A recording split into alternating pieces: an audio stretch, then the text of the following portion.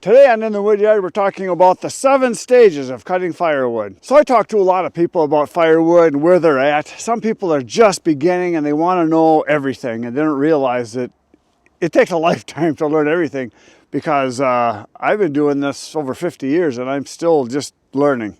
There's a lot to know. There's so many things in the details that matter that as you learn them, you realize you don't know very much. Little things, just little bitty things that I hear from other people that I learn from, things that they say, things that they do, and it's like an aha moment. You see something, you're like, wow, I should be doing that. That's better than what I do. Lots to learn. Everything from the kind of wood, what's best for you to burn, what produces the best heat, the best ways to produce wood, the most efficient ways to produce wood, the best chainsaws, the best splitters, the best trucks, the best trailers, the best processors. It doesn't end. It's a never-ending game, but that's awesome because it's fun. So you should be very cautious of starting to cut firewood because number one, this is number one, it's addictive. And you're probably going to start out with an axe or a splitting maul and a chainsaw. That's pretty much where most everybody starts. That's where I started.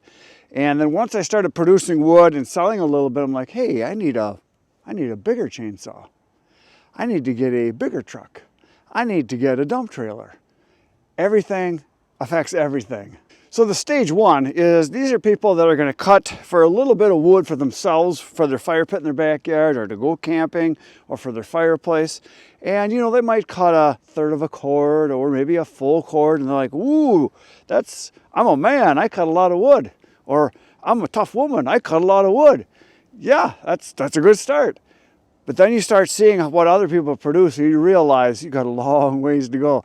And even now, I cut a couple hundred full cords a year and I look at the guys that are full-time producers that do thousands of cords a year and like, I got a long ways to go. The second stage is where you think, hey, I got to get a splitter.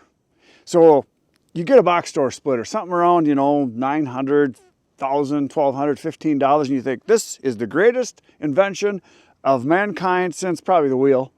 Because you can split wood without killing yourself.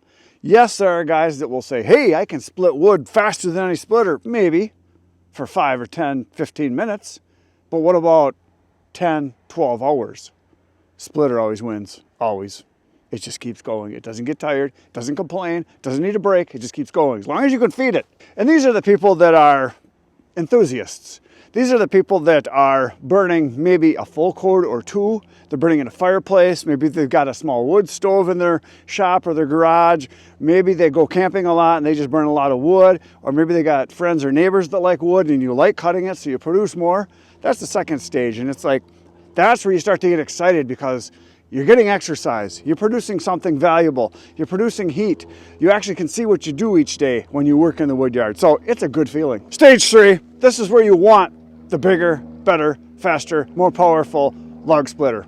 You're going to invest some money. You're going to spend $5,000, $6,000, $7,000, $8,000 because you realize watching some other people, they're producing wood 2, 3 times as fast as you are.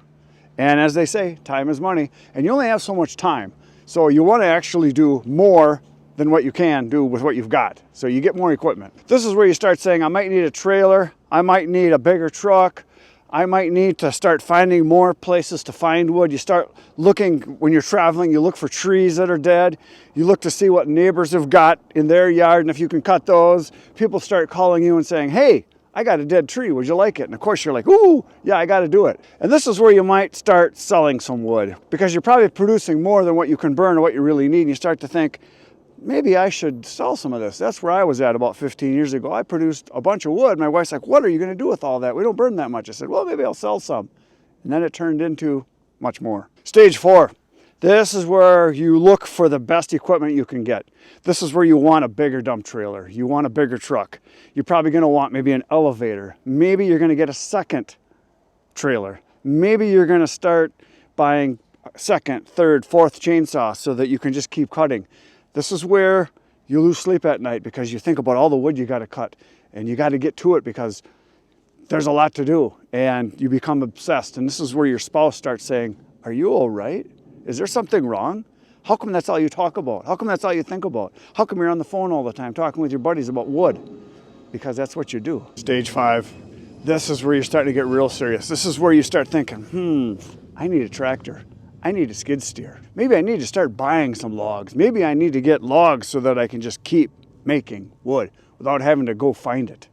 That's where you're getting real serious. And you're starting to think that this is pretty cool because I got some extra money coming in. It's a whole side gig. It's extra income. Your spouse starts saying to you, don't you have wood to cut? Why are you watching TV? Don't you have wood to go make?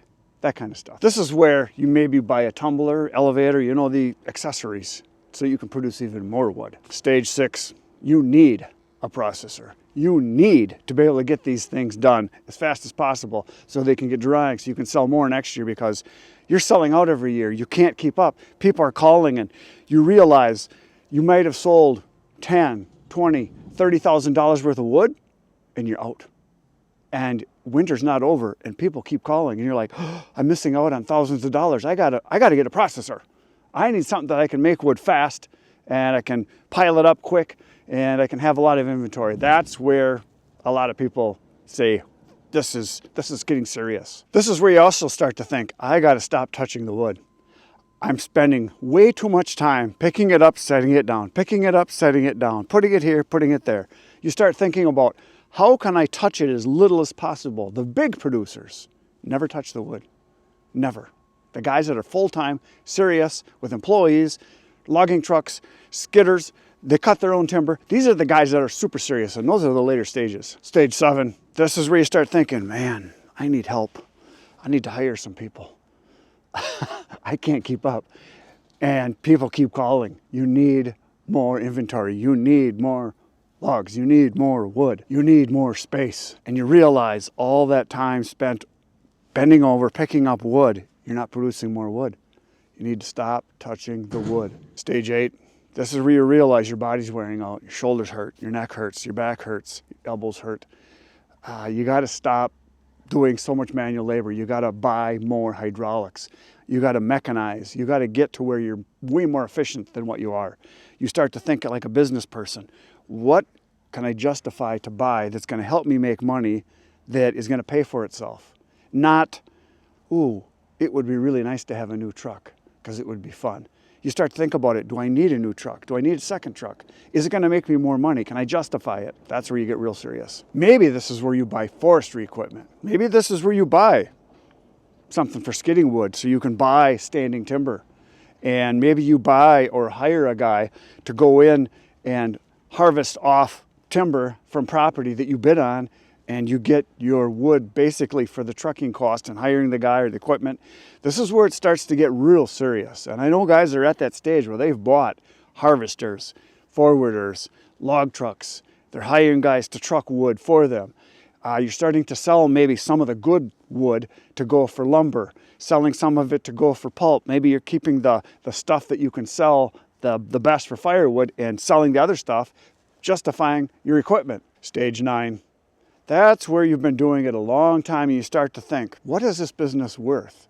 Could I sell it? What's it worth? What would someone pay? What is my customer base worth?